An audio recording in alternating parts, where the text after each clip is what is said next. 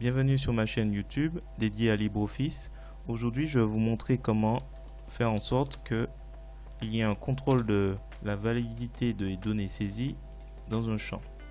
Là, il s'agit pour le coup des dates. Dans un deuxième temps, il s'agit de vous montrer comment faire apparaître un message d'erreur quand une date ne correspond pas. Alors pour commencer, on va retirer la protection de la feuille. Donc on remarque tout en bas à gauche de l'onglet un petit cadenas à côté de saisie. Ça veut dire qu'en fait, si je veux mettre quelque chose ici, il m'empêchera de mettre quoi que ce soit sur les parties blanches de la feuille. Donc je vais dans outils, protection et je retire. Le cadenas n'est plus là. Donc on va se placer sur la cellule et on va faire des si. On va faire que si donc l'année de cette cellule, donc l'année de C11, on ferme la parenthèse, est égale à B8. J'appuie sur F4 pour faire apparaître les 2 $. Ensuite je fais point virgule. Alors si l'année correspond, il se passe rien, on met double guillemets. Sinon on met un petit X entre guillemets. Donc si je propage, pas de souci jusque là. Par contre, je remarque que les X apparaissent parce que là la condition n'est plus remplie. C'est-à-dire qu'ici il n'y a pas d'année, il n'y a rien. Donc ce qu'on va faire, on va rajouter un OU. Donc on va dire soit si on tape une date, l'année correspond à B8, point virgule, soit ici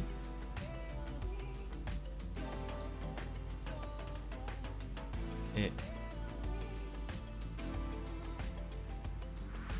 égal à rien et je ferme.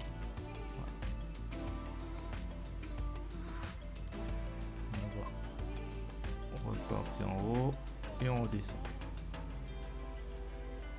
Ça, c'était la première étape. Deuxième étape, on va mettre ici un si. Alors on fait égal nbc nb.si. Donc la plage, ce sera toute cette partie,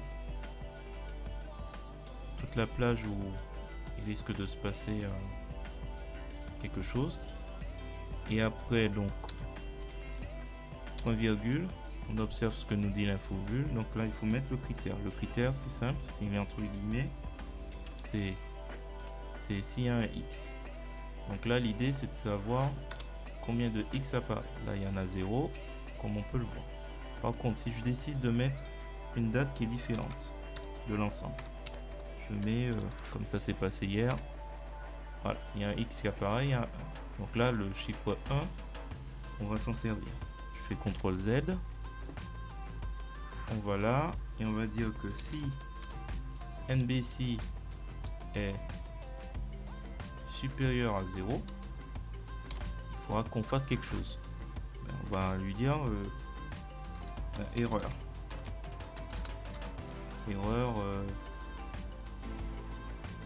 année.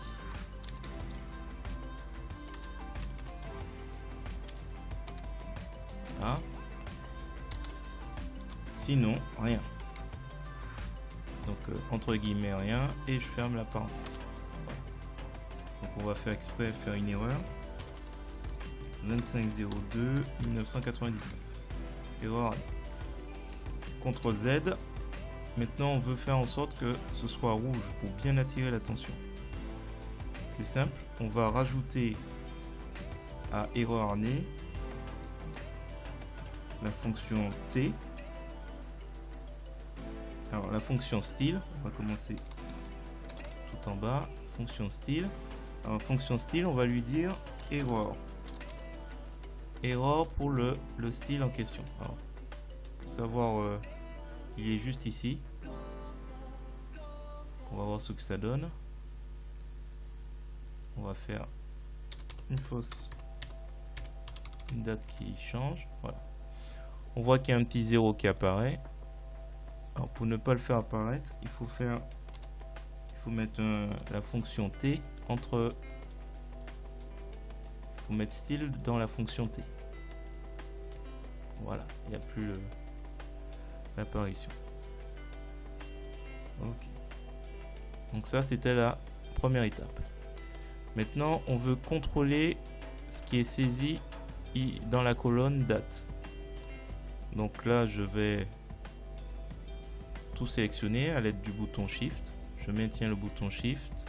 Donc en fait, vous me placez sur la première ligne de votre colonne.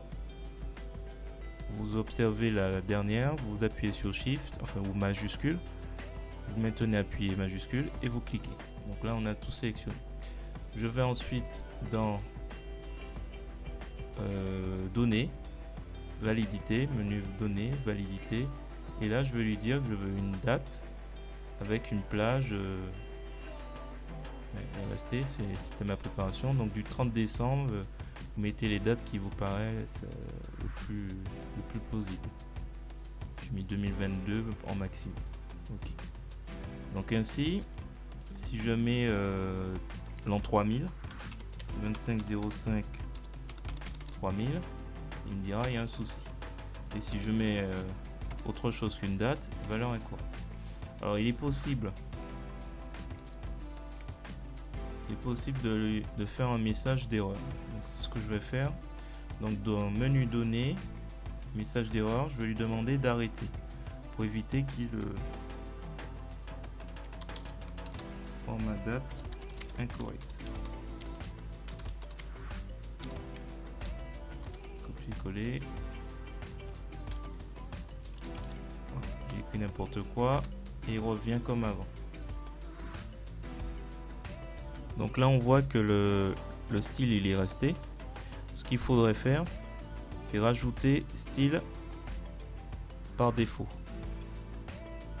Donc on va le rajouter à la suite. Donc là qu'est-ce qu'on voit? On va ouvrir. Donc si NB style, on va le mettre ici. Je vais reprendre un copiant-collant. Donc voilà, je mets T style par défaut. Quand la valeur n'est pas juste. Si vous avez apprécié cette vidéo, je vous invite à me mettre un pouce vers le haut et à le commenter. Vous pouvez également vous abonner à la chaîne. Ça me permettra de faire remonter la chaîne